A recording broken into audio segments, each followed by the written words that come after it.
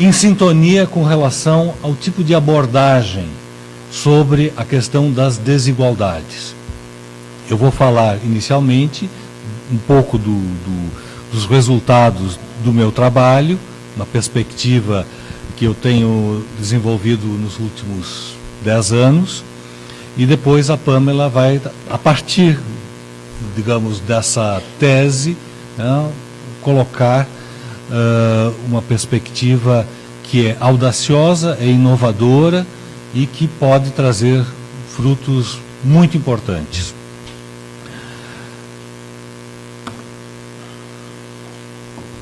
Agradecer também a equipe do ILEA, que gentilmente colabora com as nossas atividades.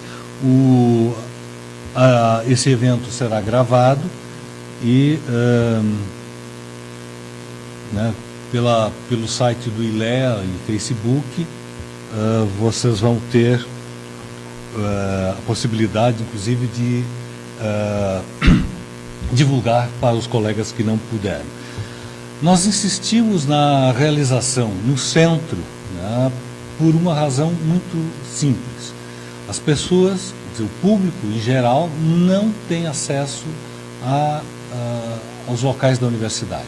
É difícil, os horários são inconvenientes, problema de estacionamento, transporte, mas, ao mesmo tempo, nós tínhamos esse compromisso de ter um diálogo mais próximo, né, porque se trata de uma discussão especializada, com o pessoal, né, tanto da pós como do graduação, que está interessado nessas perspectivas, né? Então, para minha alegria, eu vejo que temos um público bastante expressivo, né, para um início de semestre, numa quinta-feira, que, né, tem a coincidência de ter vários feriados.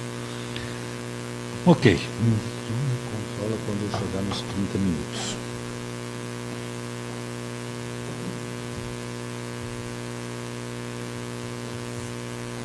Acho que não está funcionando.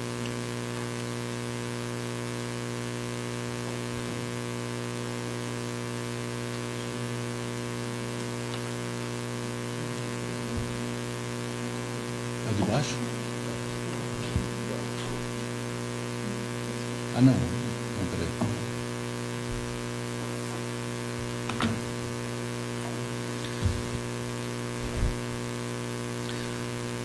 Uma peça do Delvalge Inclán, a turba ignara e embrutecida tenta lapidar uma mulher adúltera. Pedro Gailo, né, seu marido, que ainda a ama, defende-a com as palavras solenes, injunções sagradas,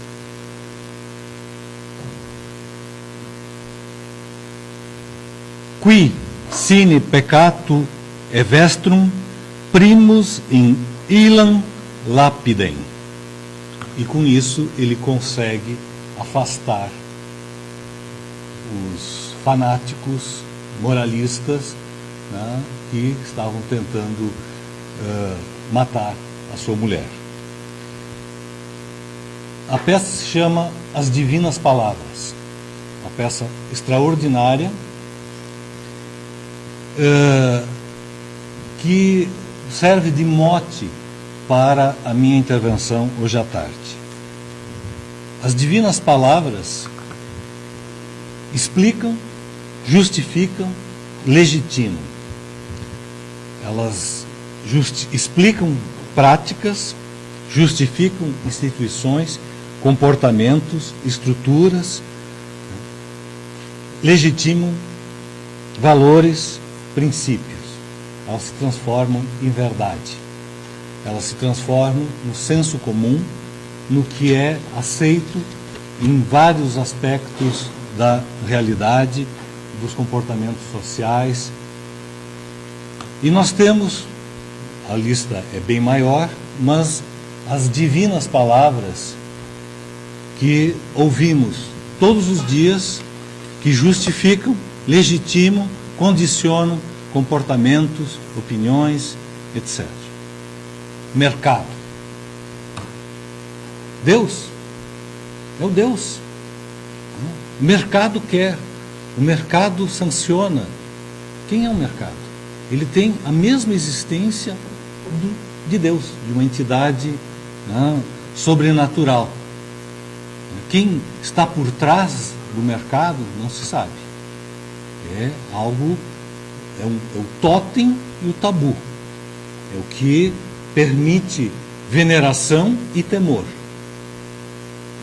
Liberalismo e livre concorrência. Princípio sagrado. Né? Justifica uma série de medidas concretas que nos afetam diretamente, que estão condicionando a vida e as possibilidades da universidade, do ensino público, etc. Livre concorrência, né, é algo que deve ser respeitado, é uma lei sagrada. Riqueza legítima. A riqueza é a solução. Quem não quer ser rico, quem não quer... Qual é o país que não quer ter uma riqueza em expansão? Propriedade, bom, essa sim é a mais sagrada de todas, intocável. Aconteça o que acontecer, a vida está subordinada à propriedade. Propriedade produtiva, bens, imóveis ou móveis. As pessoas preferem perder a vida a entregar o carro. Sigilo bancário, derruba ministro, né?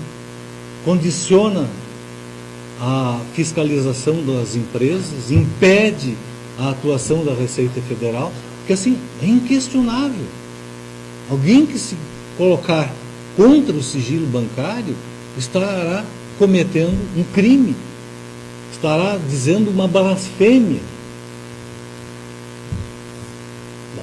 São as palavras inquestionáveis, né? Ditas com o mesmo fervor do Pedro Gailo, barra qualquer debate, qualquer discussão. E elas estão associadas à sacralização. Quem são os sagrados? As elites, a classe A, eles são todos sinônimos. As classes superiores, a alta sociedade.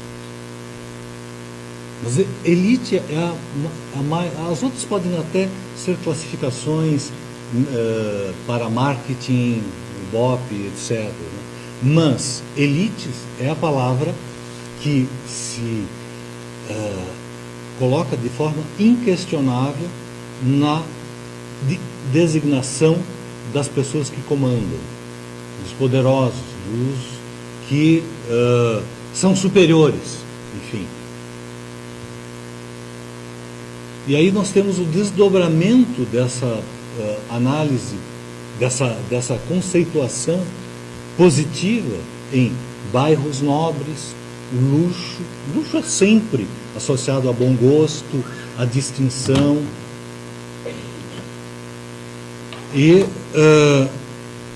mais especificadamente na questão das desigualdades, nós temos a autodesignada elite econômica, a elite empresarial, as autodesignadas classes produtoras. As classes produtoras, obviamente, não incluem o trabalho.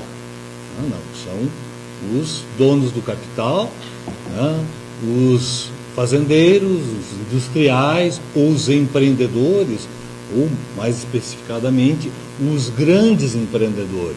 MEI não conta, pequeno e micro não conta. Né? A elite econômica é sempre essa figura também abstrata, né? Porque ela designa as figuras mais variadas possíveis. Né? Aí o que é a elite empresarial brasileira? É ela que está decidindo, né, o destino do país, a orientação da política, financiando determinados processos, a produção cultural, né, e sempre associado a aos outros adjetivos, aos outros qualificativos. A elite está sempre relacionada à questão do mérito, da meritocracia, do talento empresarial, do esforço, da competência, da eficiência. O outro lado, depois Pamela vai falar, né, é sempre o oposto. É a falta de vontade, a falta de talento, a falta de empenho, a ignorância. A elite se autodesigna como meritória porque, né, a ela estão associados os empreendimentos efetivos, o que gera a riqueza. São eles os responsáveis. Esse é o pensamento dominante. É isso que se vê o tempo todo, inclusive de maneira naturalizada em muitos estudos acadêmicos. Quando se fala em pesquisa, se fala em riqueza, né, ela sempre tem essa conotação positiva, inquestionável, né, e intocável. Esse é o importante. Portanto, vamos nos preocupar com os pobres, vamos só ver os trabalhadores, eventualmente a classe média, né, os setores vulneráveis, moradores de rua, né, pequenos camponeses, indígenas, minorias, etc. E o problema é isso. Nós temos que atacar esse problema. Qual é a expressão? Combate à pobreza. Combate, né, o jargão militar. É que eliminar a pobreza. Programas de erradicação da pobreza. Né, o assistente social, o sociólogo, né, enche a boca, vamos erradicar a pobreza. Como se fosse um mundo específico, né, que não tem nada a ver com esse lado positivo, maravilhoso, glamuroso. O grande desafio da universidade, pensamento crítico, é desconstruir essas divinas palavras, essas sacralizações que são simplesmente o resultado de efeitos de poder, a correlação de forças que está, né, nitidamente condicionando o embate social, a guerra de classe, etc. Como desmistificar? Analisando os pobres? Analisando as vítimas? Ou analisando os perpetradores, os carrascos, os bandidos? E esse é um grande desafio, porque nesse momento se fala em deontologia das ciências sociais. Opa, peraí, né? O ricos não dá para colocar determinadas coisas. Esta universidade, nesse instituto, né, ouvi críticas nesse sentido. Não, mas e os aspectos deontológicos com relação aos ricos? Né? Essas pessoas, né, merecem respeito. Os pobres, pode perguntar quantas vezes ele transa por semana, o que ele come, em quem vai votar, em quem não vai votar, né? Se lava, toma banho, sem problema nenhum. Se tira fotos de pobres, sem problema. As ilustrações os cartazes sobre desigualdade, né? Tem sempre lá um pobre estropiado, um velhinho, não sei o quê, uma criança de rua. Mas desigualdades são só eles, são eles que são os desiguais. O resto não conta. Rapidamente desmistificando. Mercado, dólar subiu hoje mais 1%, está a 4,20%, não sei o quê. O mercado está desconfiado, o mercado está temeroso, né, com os perigos que se avizinham dos resultados eleitorais. Mercado. Especuladores. Mega especuladores, né, brasileiros. É o capital, o capital internacional que está desacreditando do Brasil. Capital internacional? Não, são especuladores brasileiros com sedes no exterior que aplicam e reinvestem ou retiram os recursos para ganhar em qualquer circunstância. Nos momentos positivos da economia, em momentos de turbulência, recessão, etc., eles estão ganhando. Alguém ganha. Ganha muito. Se sobe, alguém está ganhando. Se perde, está caindo, alguém está ganhando. Livre mercado, todos eles são, essas elites econômicas, são defensores ferrenhos do livre mercado. Bradesco, Itaú, Walmart, Zafari, não sei o quê, Globo, RBS, são monopólios. Eles são os primeiros, essas grandes corporações, os grandes investidores são os primeiros a romper com o que poderia eventualmente ser um livre mercado concorrencial, né? Mas, de novo, os efeitos do poder desmancham as leis sagradas da economia capitalista. Liberalismo. Nós temos no Brasil, né, liberais, assumidamente liberais, né?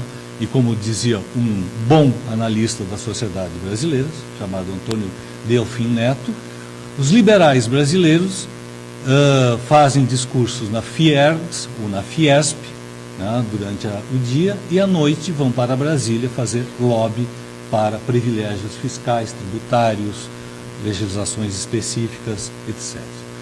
Aí o conceito de patrimonialismo, ou seja, o poder econômico vinculado ao Estado para obter vantagens, é um conceito muito mais coerente e efetivo do que liberalismo. Né? O liberalismo no Brasil é simplesmente um discurso vazio, né? Como dizer, eu sou a favor da liberdade de imprensa. Alguém é contra? Eles são contra. Eles são os primeiros, a Globo, a RBS, o Estadão, a Folha, o Correio Brasilense, são os primeiros a combater a liberdade de imprensa, a tentar boicotar os blogs independentes, classificados como blogs sujos, os deles são muito limpinhos, cheirosos, não? Desmanchando completamente o que eventualmente poderia ser, né, uma coisa mais concorrencial, né, com liberdade de opinião. Não, eles já têm, né, eles são agentes tanto econômicos como ideológicos que combatem a liberdade econômica, a liberdade de informação. Riqueza, conceito positivo, né, sempre apreciado, mas o que traduz a riqueza concentrada? Não vou falar do pequeno poupador, pequeno investidor, comerciante, industrial, que tem lá o seu patrimônio produtivo, né, com relações de classe capitalista. Não, a riqueza concentrada, seja no Brasil, no resto do mundo, pelo menos nesses últimos 30 anos, simplesmente intensificou os efeitos do poder econômico concentrado que rompe com qualquer ideia de livre mercado, concorrência, etc. Na origem do capitalismo tem o princípio sagrado da exploração do trabalho. O talento empresarial conta, mas não conta numa pequena medida. A partir de uma determinada escala, são efeitos de poder, garantindo privilégios, garantindo regalias específicas, que, inclusive, entre os grandes, são objeto de disputa. Né? Leis específicas que garantem vantagem num subsídio, num refis, nas desonerações que foram contempladas. Bom, nem vou entrar na questão da propriedade e do roubo, né, porque levaria mais tempo. Desacralizando os conceitos de elite, sobretudo, e os seus desdobramentos, classe A, classes superiores e alta sociedade. Ricos. Não tem outra palavra. A sociologia não aceita essa palavra. Ricos é muito abstrato. Mas eu acho que é um conceito muito mais feliz, oportuno, adequado do que elites. Grupos superiores. Não, ela é crua, mostra que são indivíduos que têm riqueza, né? E no caso que nos interessa, a riqueza concentrada. Desacralizando também, mérito. Né? No Brasil se vive no reino da meritocracia. Né? Os juízes do STF estão lá por mérito. Né? Os grandes empreendedores estão lá por mérito. Né? O senhor João Moreira Salles é um artista reconhecido, o seu Murilo Salles é um cineasta reconhecido, talentoso. Não, primeiro eles são ricos, muito ricos. Eles são herdeiros. A herança hoje, nos Estados Unidos, já representa mais de 1/3% das fortunas. Tudo bem, tem os Bill Gates, tem os Steve Jobs, tem o Jeff Bezos, que fizeram fortunas, mas no lado deles tem uma infinidade de multimilionários que simplesmente são herdeiros. Não tem nenhum mérito, nenhum talento, né? O seu prestígio, inclusive a capacidade de levar negócios, não é por eficiência econômica, mas sim por efeitos de poder. Liberais, já disse, né? Simplesmente uma falácia, uma palavra vazia, é um discurso, e eles são, sim, autoritários e elitistas. Banqueiros, né? Banqueiro, assim, o dono de um grande banco, usando a colaboração de um colega da Receita Federal, que taxou, né, os paraísos fiscais. Ele trabalha também nessa mesma dimensão. Paraísos fiscais não, são paraísos fisco-criminais. Não é um paraíso positivo, nada. É uma derivação de um princípio mafioso. Banqueiros, juro-traficantes. Não são narcotraficantes, mas são infinitamente mais nefastos do que narcotraficantes. No Brasil, uma exploração fantástica sobre a população pobre, sobre o pequeno empresário que paga juros escorchantes, né? E a família Moreira Salles, que é o meu corinho, né, nos últimos tempos, recebeu cada um. João, Henrique lá, que não é o cineasta de Moreira Salles, como é que é o Walter e a irmã, que eu não lembro, cada um recebeu em abril de 2018, poucos meses atrás, 3 bilhões de reais, cada um, sem pagar um centavo de imposto. Qual é o orçamento da CAPES? Quem são os bolsistas da CAPES aí? Qual é o orçamento da CAPES para 2018? Não, 3 bilhões. Né? Se conseguirem realizar até o final do ano, 3 bilhões. Já foi mais, agora está em 3. Um dos Moreira Salles recebeu o orçamento da CAPES, sozinho, sem pagar um centavo de impostos. E assim vai. Né? Banqueiros, nós poderíamos imaginar outros grandes rentistas, etc. Conceito de consumidor livre e soberano, que está sempre associado a isso, não? O mercado funciona de forma eficiente, e o consumidor tem total autonomia, né? É livre e soberano para escolher o seu leque de consumo. Não. Hoje nós temos um processo de alienação gravíssimo, um individualismo exacerbado, que não é natural, que foi construído, né? E se transforma hoje em um consumidor autista, né? Está preocupado, não consegue se comunicar com ninguém, ele se comunica com seus objetos de consumo. Paraísos fiscais, já fiz a referência, né? São fisco-criminais, e corrupção, que na verdade é uma cortina de fumaça. Pergunto para vocês, o escândalo Petrobras, né, avaliado pela Lava Jato, envolve que volume de recursos? Né? É notícia desde 2014. Qual é o montante de recursos que foi desviado pelas empresas e apropriado, né, na base de 1 ou 2% por agentes políticos. Chega lá, a 19 era o último, atualizando, são 20 bilhões. Né? O país está sendo quebrado, destruído, né? A Petrobras está perdendo todas as suas reservas, né, por causa desses 20 bilhões. Somem outros casos de corrupção, leite, estrada, não sei o quê, né?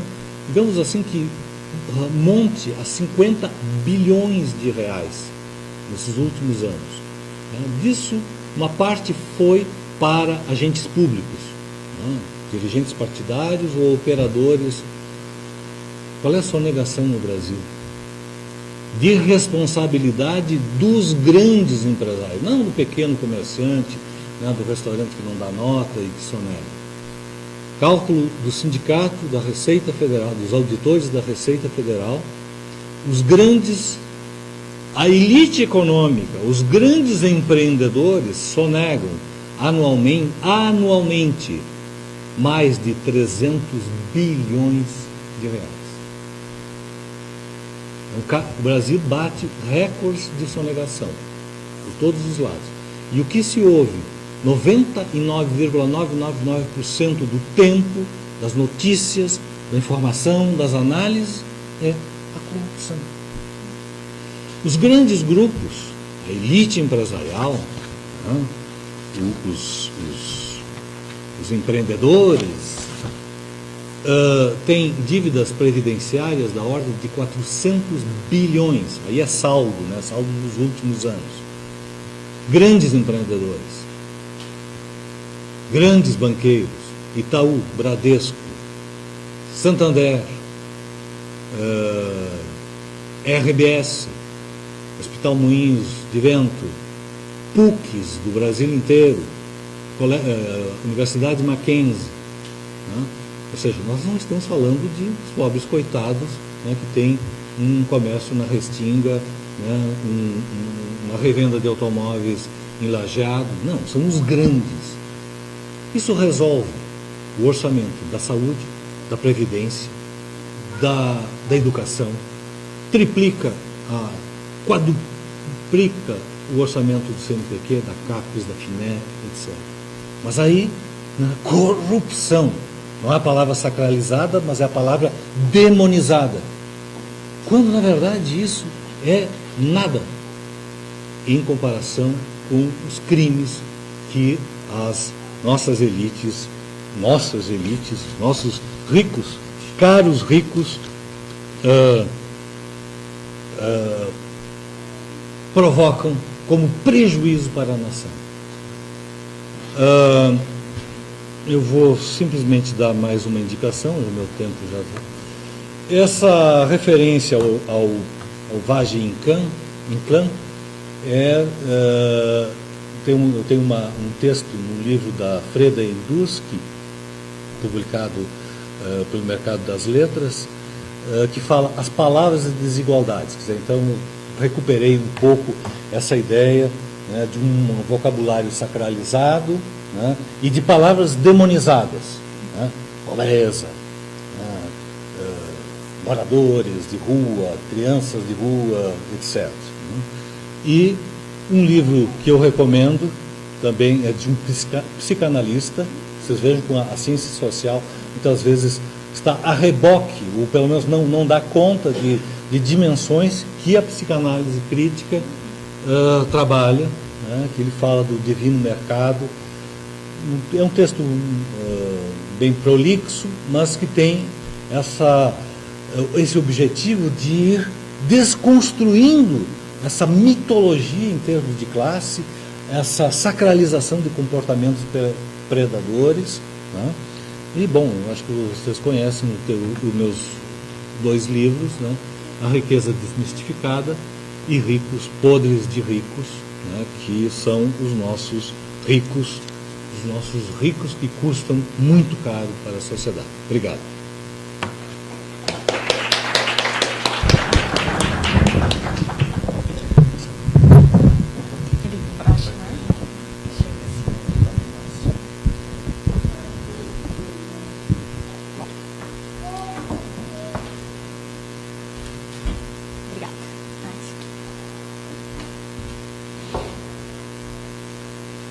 Bom, eu começo a minha fala saudando os múltiplos femininos na sala, dizendo que o Café com Ciência é amigo das estudantes que são mães, então que a gente se habitue a ouvir, né, o chorinho da criança, assim, que isso não seja um ruído que nos disperse, que isso seja, que faça parte de estar em sala de aula numa universidade, para que os nossos banheiros não sejam mais inclusivos do que as nossas salas, né?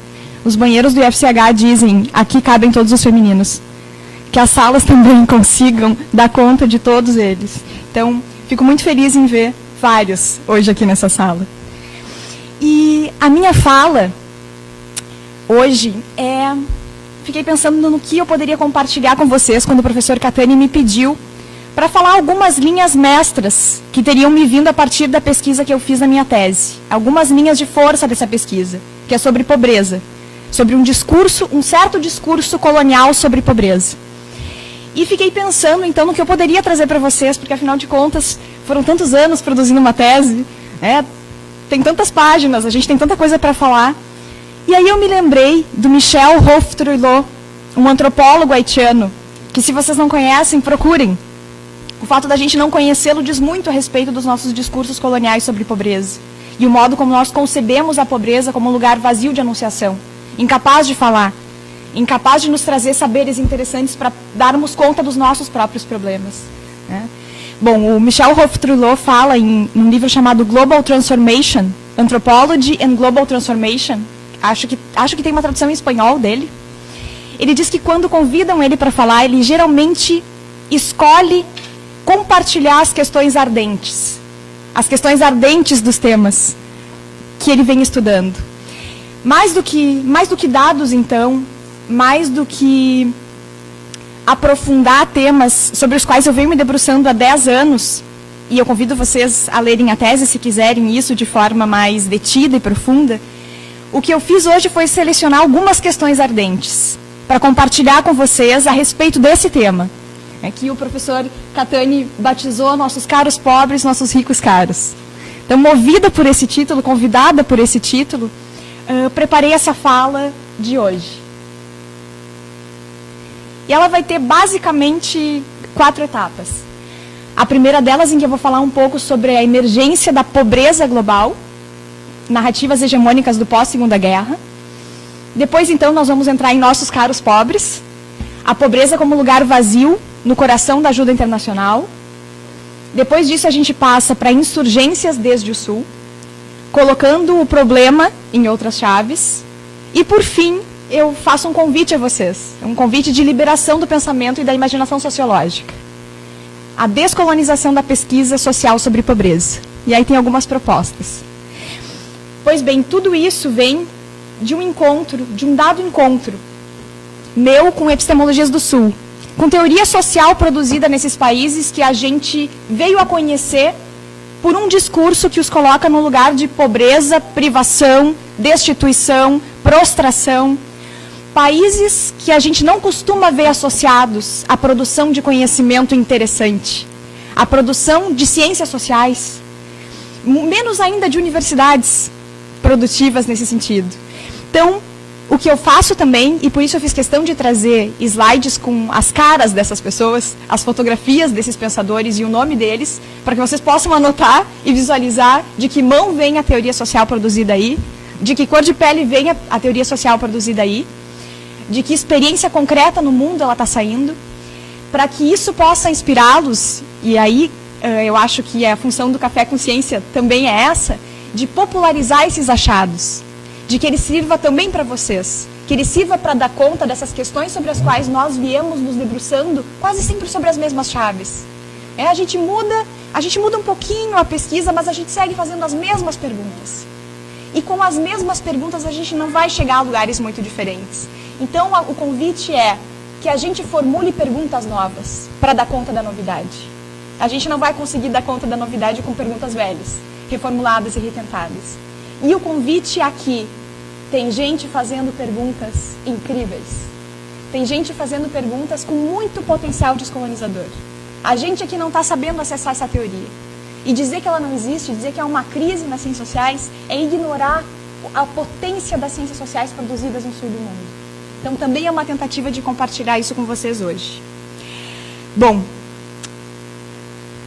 começo dizendo que eu vou partir do pressuposto de que aquilo, e é daí que a gente parte, aquilo que se convencionou chamar de pobreza não é um fato inerte da natureza, não é algo que está ali e eu posso apontar, mas se trata de uma ideia que tem um vocabulário, uma narrativa, um imaginário e uma estética que lhe dão realidade em determinado contexto social e para determinado grupo social. Eu vou esmiuçar um pouco essa frase e vocês vão entender a que eu me refiro. Se, por exemplo, a gente for pensar nos Aymara na Bolívia, para os Aymara, pobre, a palavra pobre designa aquele que não tem família.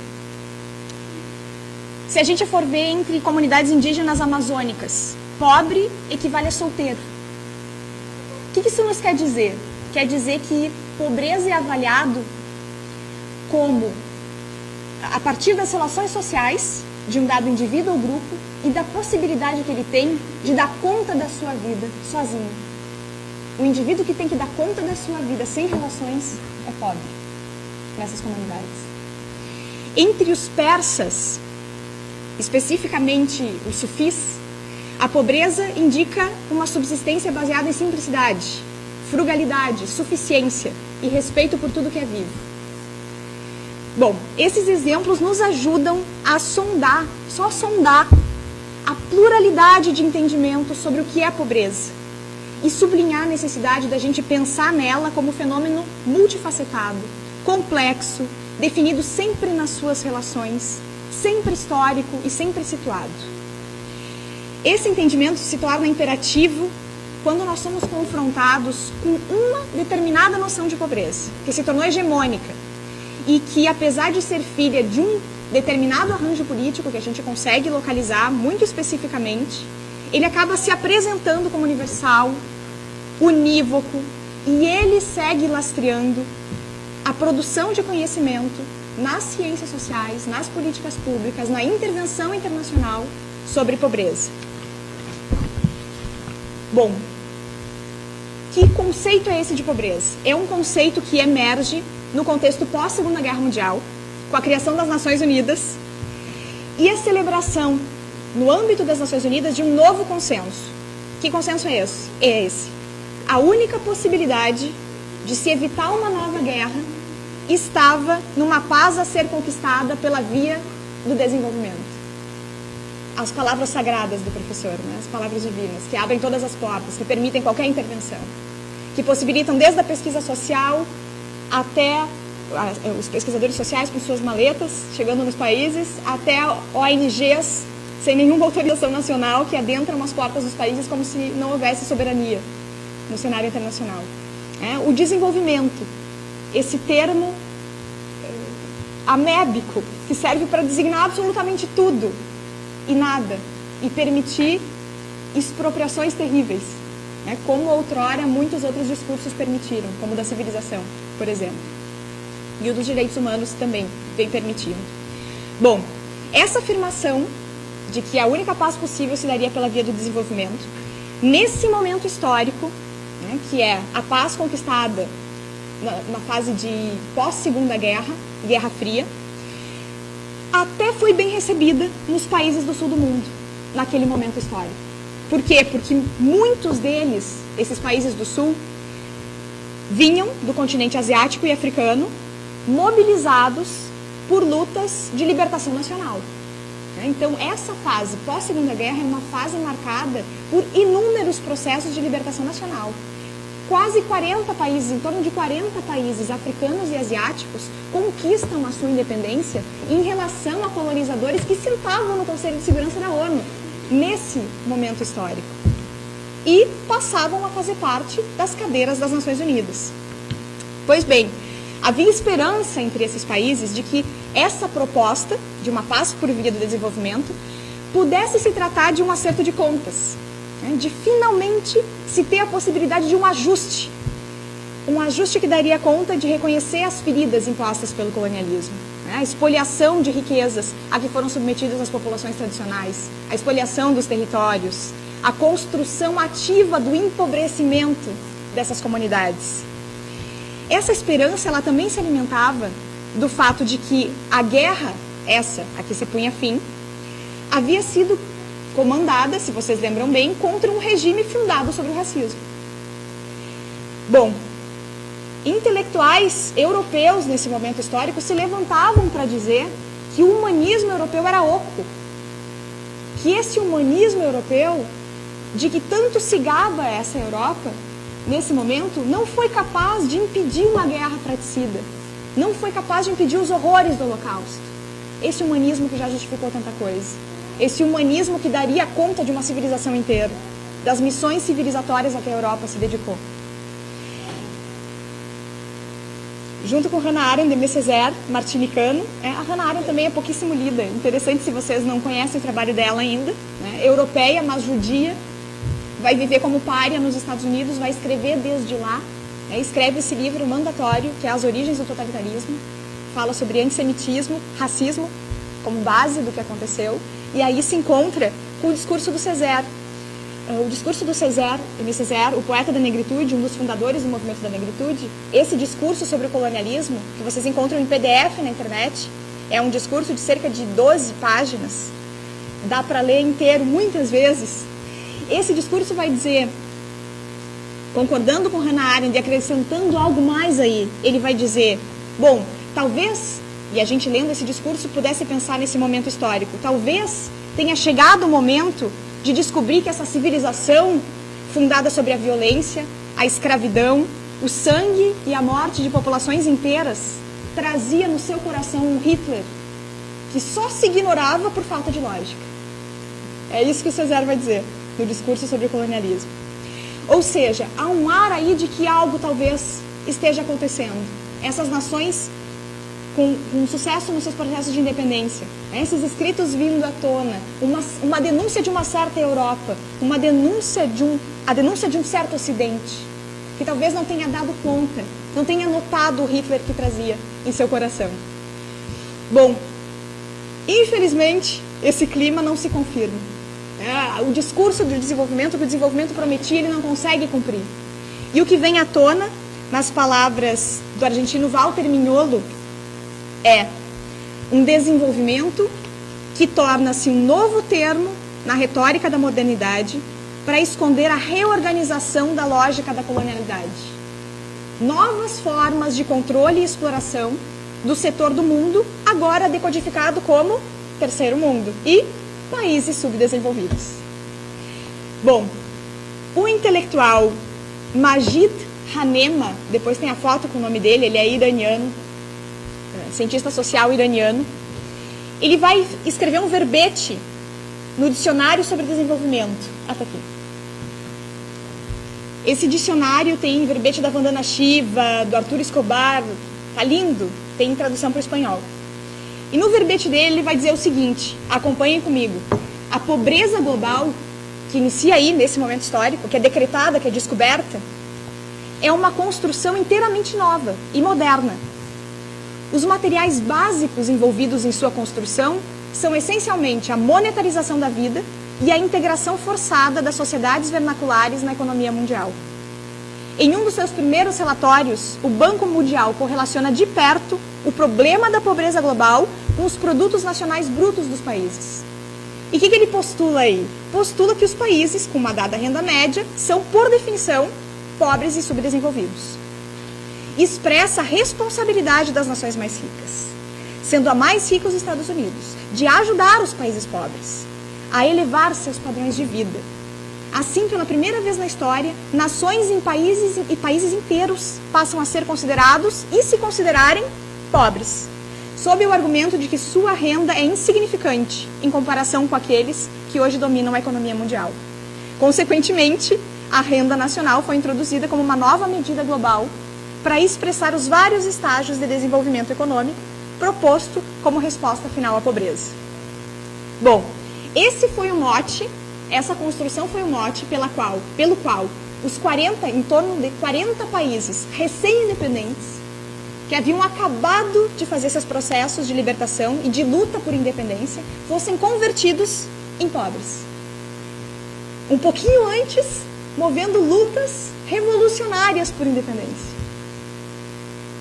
Logo, decodificados pelo que eles falam, pobres. É assim que eles vão ingressar nessa Organização das Nações Unidas, onde eles seriam, importante dizer, maioria. As Nações Unidas têm 91 países, quando 40 dos ingressantes são países recém-independentes, antigas colônias. Talvez isso queira nos dizer alguma coisa, né? Inclusive tem um movimento super interessante que parte daí, que é o movimento de Bandung, dos não alinhados. Países que não querem aliar-se nem aos Estados Unidos, nem à União Soviética nesse momento histórico, mas querem pensar o seu desenvolvimento em outros termos. Muitos desses países entrarão nesse diálogo. Mas bem, nesse momento então, vem à tona um tal discurso sobre pobreza, onde ela vai ser anunciada, e aqui eu defino, por seu lugar vazio, pelo que lhe falta. É desse modo que primeiro vai se ter contato, que inicialmente a gente vai ter contato com o que se decodifica como pobreza global. A pobreza global vai ser caracterizada, amplamente difundida, fotografada, filmada, pelo que lhe falta. Bom, importantíssimo nisso é o fato de que a pobreza global vai ser denunciada, combatida, erradicada pela nova estrutura de manutenção da paz, que lhe desliga completamente dos processos de espoliação colonial que construíram essa pobreza.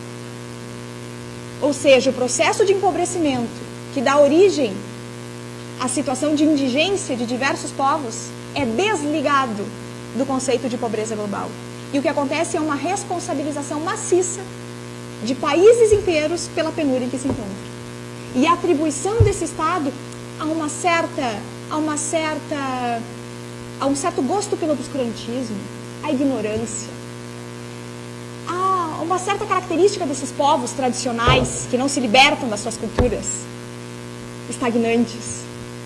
Ou seja, essa pobreza global, descoberta nesse momento histórico, essa pobreza que se declara guerra, quase se confunde com o público, essa subjetivação, essa subjetividade que é criada aí, porque o pobre, como tal, é criado nesse momento como alguém que padece, algo que falta, alguém a quem falta algo. A pobreza como lugar de não gente. Isso tudo vai nos construindo, vai nos mostrando que subjetividade é essa. Né? A ponto do Majid Hanema, que é esse cientista social iraniano e que também foi diplomata na ONU nesse momento, pelo Irã, pedir a palavra em determinado momento da Assembleia Geral das Nações Unidas e perguntar se o que as Nações Unidas queriam erradicar era mesmo a pobreza ou eram os pobres.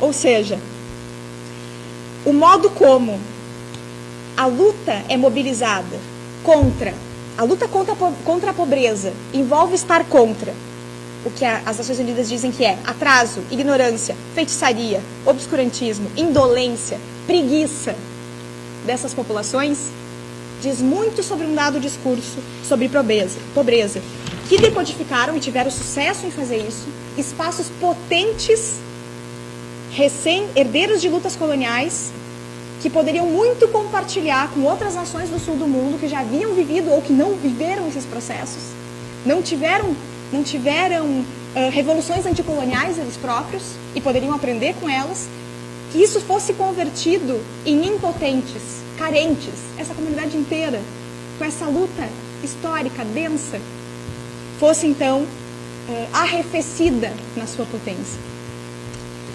E mais, construída como passado a ser superado.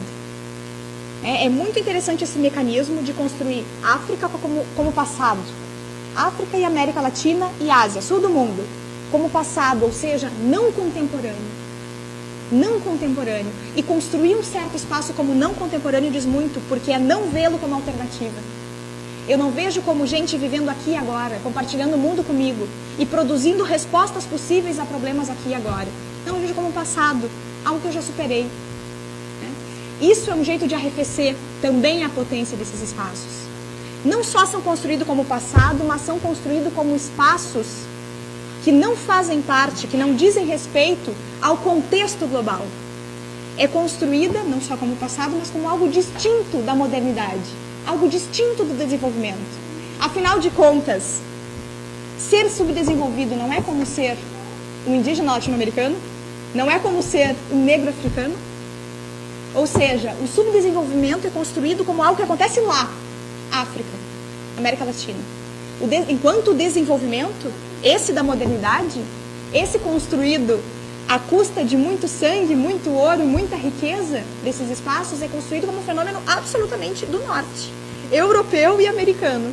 Como se esses dois processos não estivessem absolutamente intrincados, dependendo um do outro para acontecer. Ou seja, não é possível falar de pujança, riqueza norte-centrada, sem falar de espoliação no sul.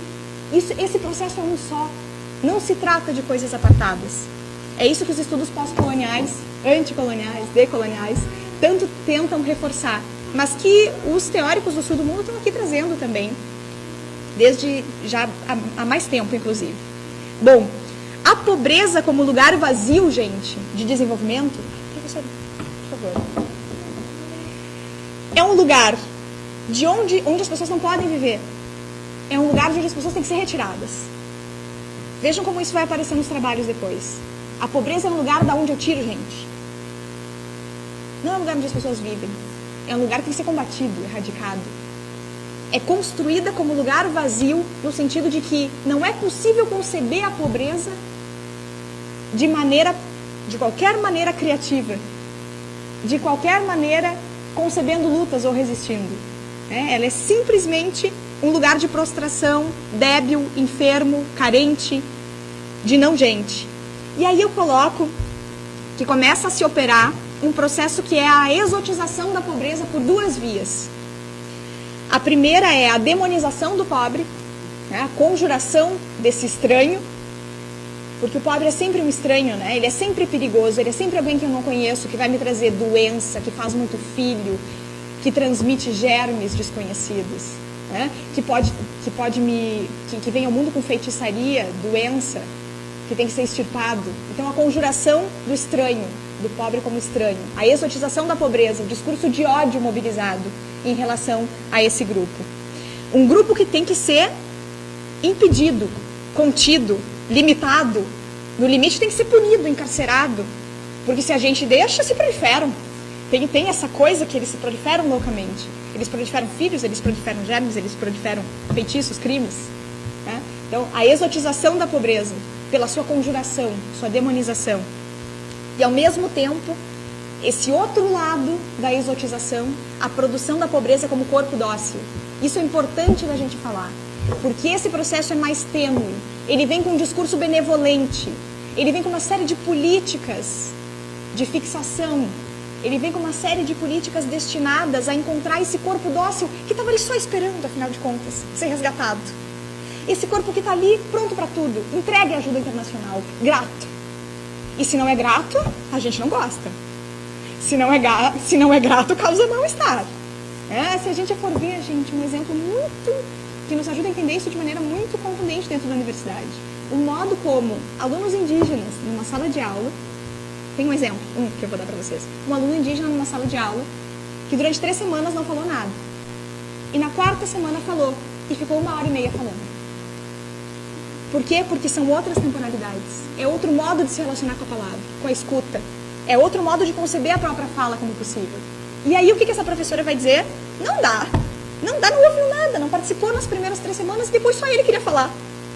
Decodificação desse corpo como corpo dócil, que deveria estar grato por essa vaga que ele ganhou, que não era dele. Como é que agora está aqui, né, fazendo isso, submetendo a turma a isso? Isso é docilização desses corpos. E é fácil apontar para o outro, mas reconhecer o colonizador em si é super difícil. E é o que o MSZ nos convida a fazer, o Franz Fanon também. Eles vão dizer, reconheça o colonizador em você. Ou seja, quando eu também espero uma postura, quando eu trabalho com grupos vulneráveis, como objeto da minha pesquisa, e eu espero que eles cooperem comigo. Como assim eles não querem responder a tudo que eu pergunto? Não querem me responder quantas vezes transam por semana? Não querem me dar essas respostas, me mentem, eles me mentem, tem gente que diz isso. Como esses discursos surgem, gente, quando a gente está fazendo pesquisa social? A gente tem que começar a dar conta da docilização de corpos que a gente opera. Como a gente espera que esses corpos sejam dóceis?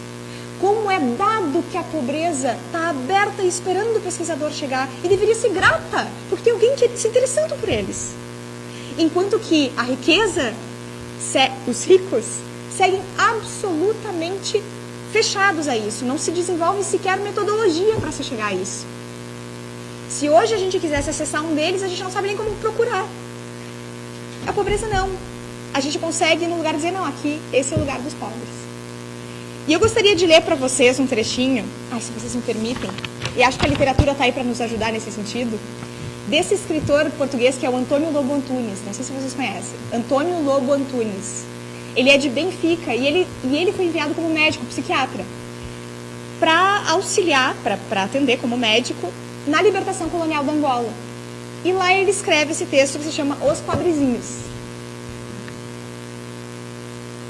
Docilização da pobreza, tá? A gente tá aí. Na minha família, os animais domésticos não eram cães, nem gatos, nem pássaros.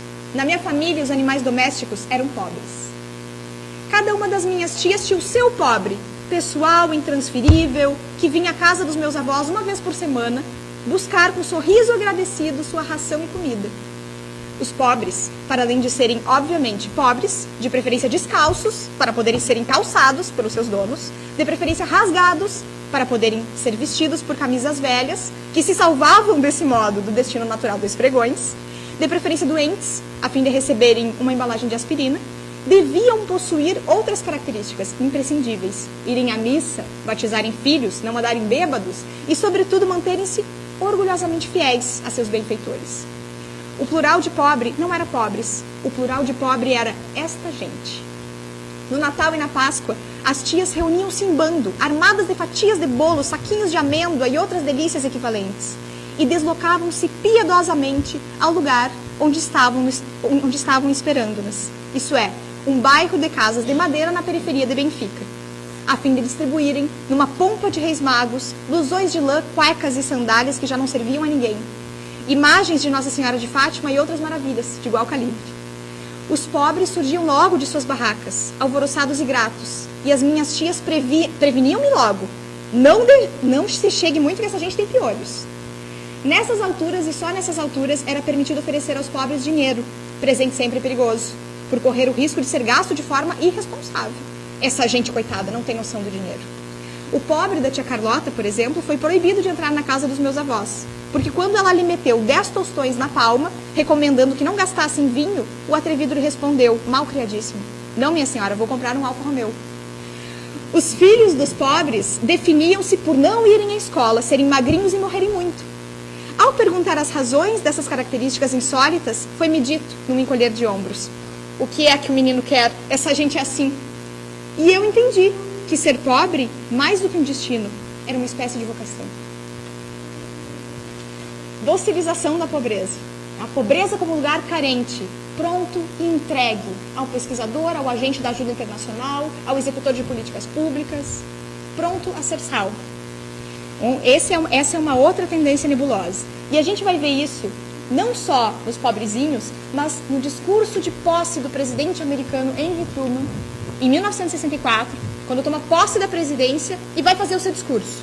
Esse momento é importantíssimo. É um momento ápice na corrida para o desenvolvimento. É um momento ápice de Guerra Fria.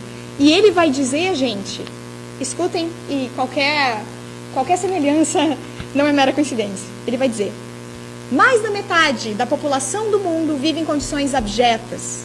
Sua alimentação é inadequada, é vítima de enfermidades.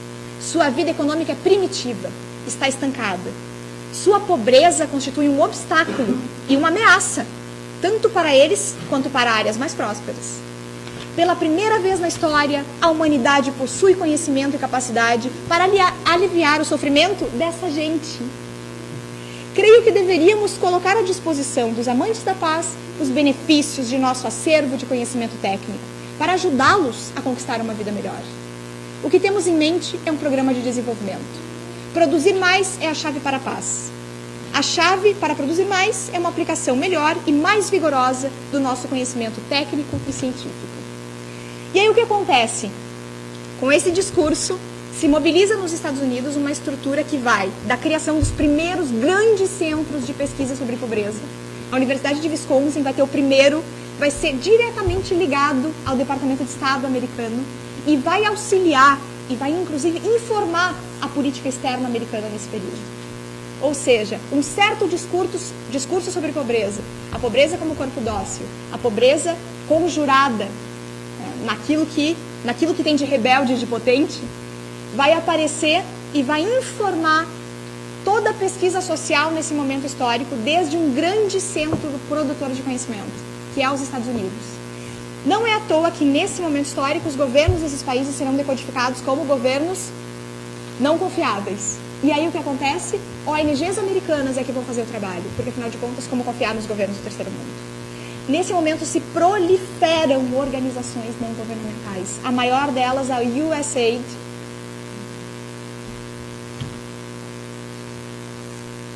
desculpe, 54, isso. A USAID, from the American people, então, as pessoas, o povo americano, na USAID, a Agência Internacional de Desenvolvimento dos Estados Unidos, que, gente, vejam só, na barra, somos nós, quem somos, história, vai nos dizer muito diretamente os seus objetivos. O primeiro, criar mercados para os Estados Unidos, por meio da redução da pobreza e aumento da produção nos países em desenvolvimento. E depois, o segundo objetivo, reduzir a ameaça comunista, ajudando os países a desenvolverem-se sob o regime capitalista. Hoje, pesquisado, ainda hoje, somos nós, histórico USAID.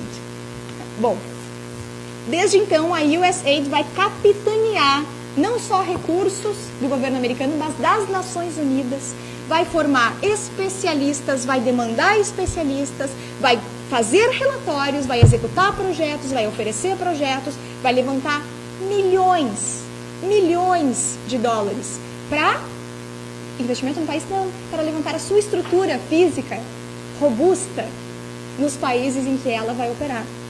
Não por acaso, os prédios, a estrutura física da USAID em países como o Haiti, por exemplo,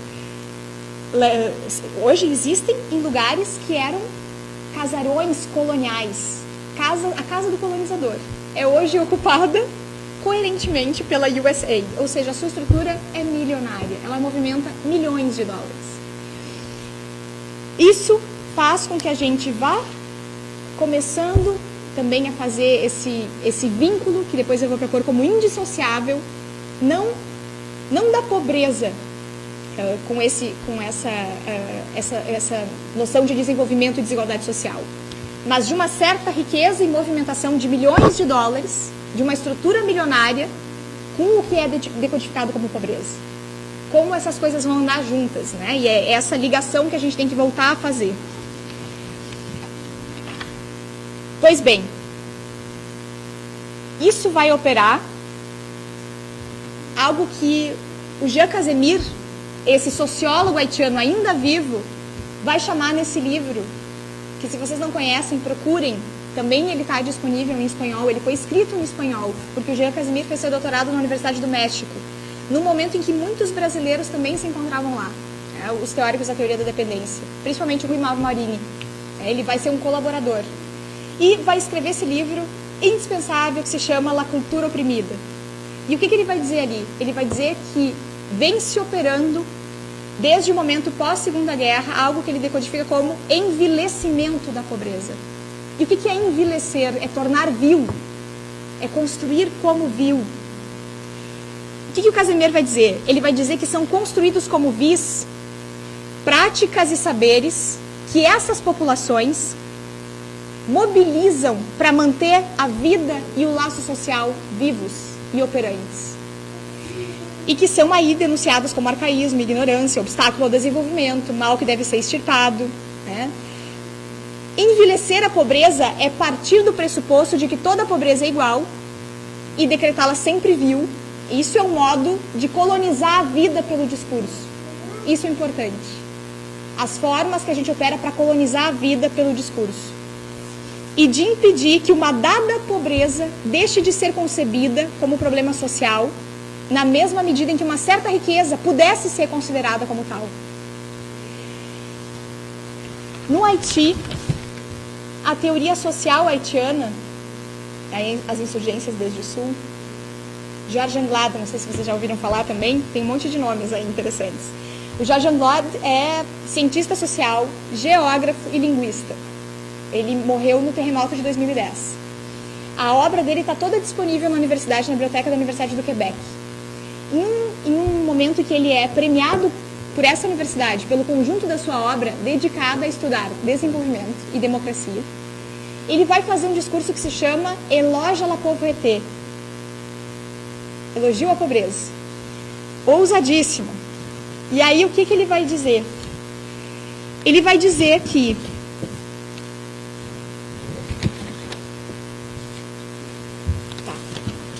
meu Deus. Não são dignos de elogios, não considero dignos de elogios, nem as nações empanturradas de lucro, e tampouco a pujança armamentista, e ainda menos esse europeu de honrarias concedidas a serviço do poder. Estando já adiantado na minha jornada, eu nada encontrei mais digno de elogio do que a pobreza.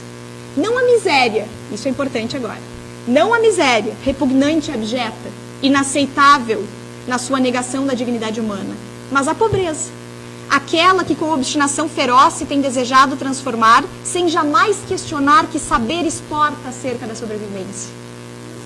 Que práticas dispõe dignas de serem novos pontos de partida?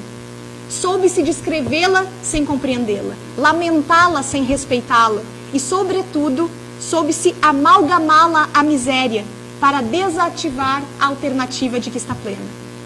Se a miséria persiste e se cola a nós, é porque não escolhemos partir da pobreza, mas de métodos de trabalho e de modos de pensar que sacralizam a riqueza. A sacralização da riqueza. Bom, essa virada é ética, política e epistemológica, proposta pelo trabalho desse haitiano.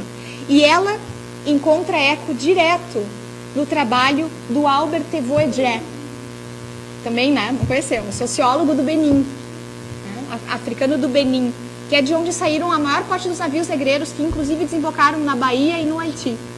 O livro dele está traduzido para o português, foi traduzido pela Pastoral da Terra, isso diz muito também, né? A editora Vozes, quem traduz é ela. E ele vai dizer coisa muito parecida com Georges Anglade nesse livro.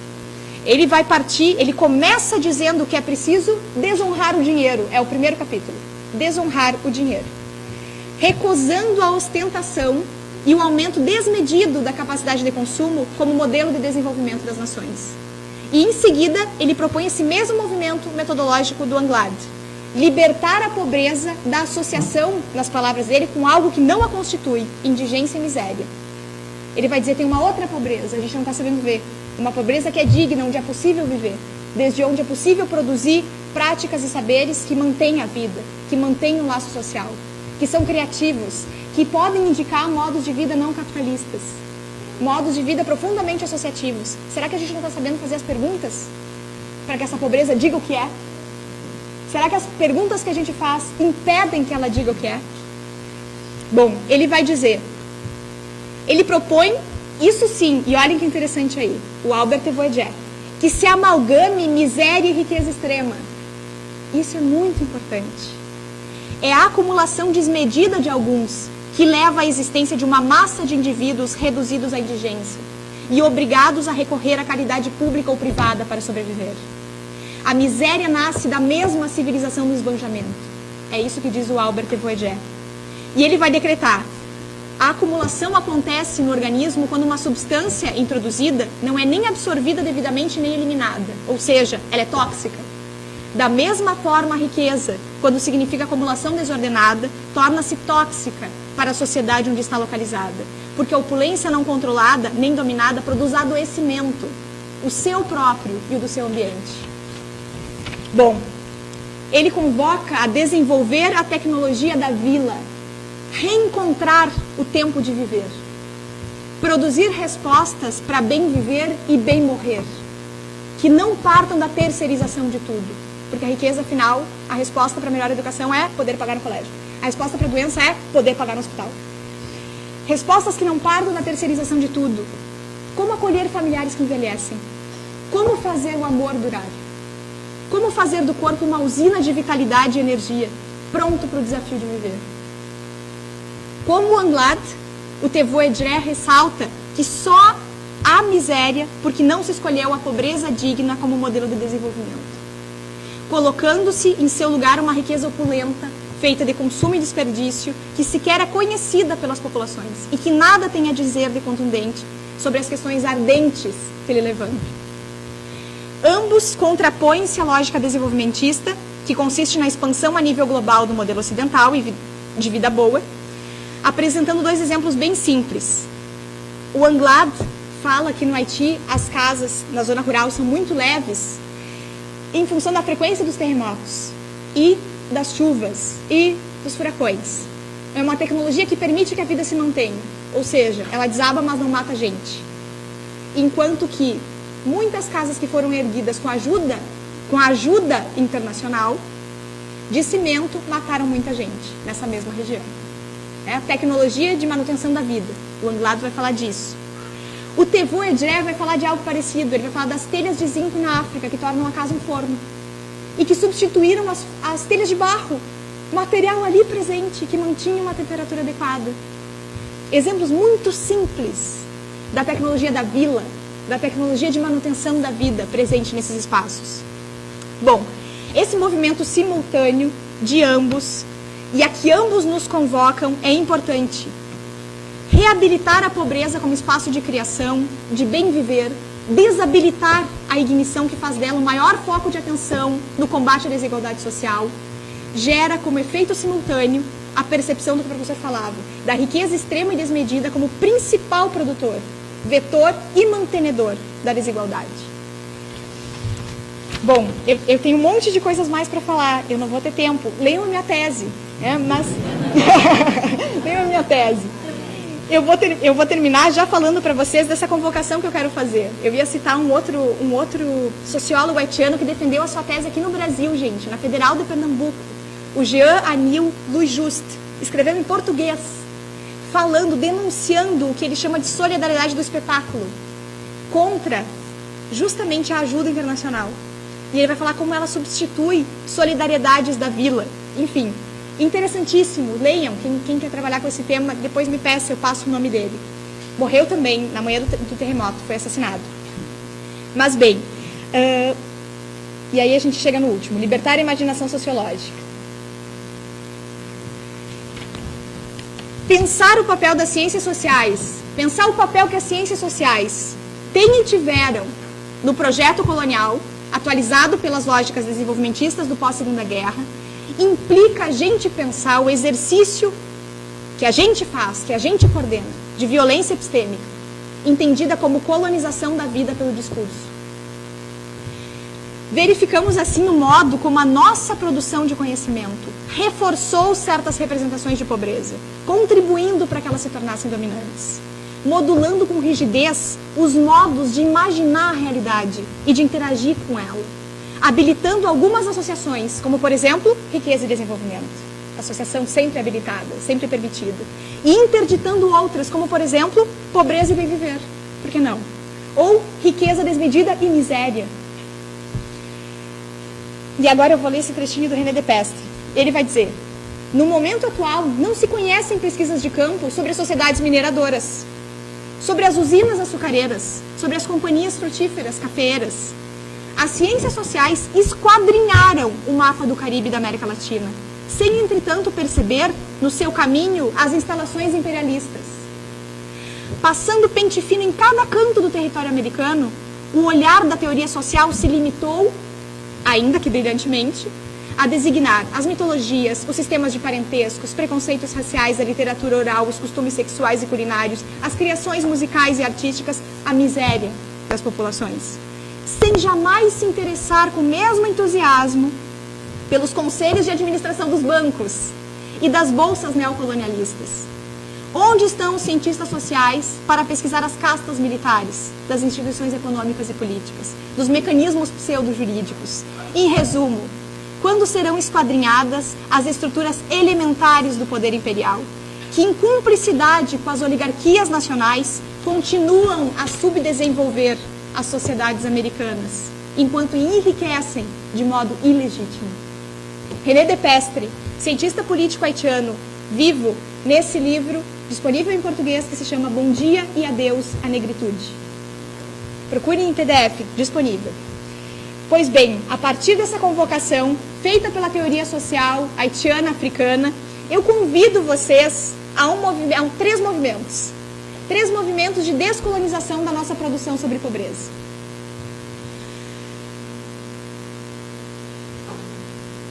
O que eles nos convocam? O primeiro deles, que como procedimento metodológico indepassável, distingamos pobreza e miséria ao realizarmos nossas pesquisas. Segundo, que como imperativo ético e compromisso político, reabilitemos a pobreza como lugar social onde é possível viver, experimentando retirá-la do lugar de problema social e interpelando-a como portadora de saberes e tecnologias para a manutenção da vida e do laço comunitário. E que ao fazermos isso, terceiro, no plano epistemológico, passemos num giro radical a endereçar as nossas lentes à riqueza desmedida, conquistada de modo ilegítimo, e concentrar os nossos esforços em transformá-la, ela sim, em problema social e sociológico, que sejamos capazes de envelhecer a riqueza. Descolonizar a imaginação talvez signifique, no plano das ciências sociais, liberar a imaginação sociológica para localizar novos alvos, para identificar outros inimigos da sociedade justa, para parafrasear o livro do professor, e atuar sobre eles com a mesma veemência com que até aqui se decretou guerra à pobreza. Descolonizar a imaginação, nesse caso, pode significar ajustar o foco sobre uma produtora de assimetria e injustiça social amplamente denunciada pelos intelectuais aqui citados, a riqueza desmedida. Obrigada, gente.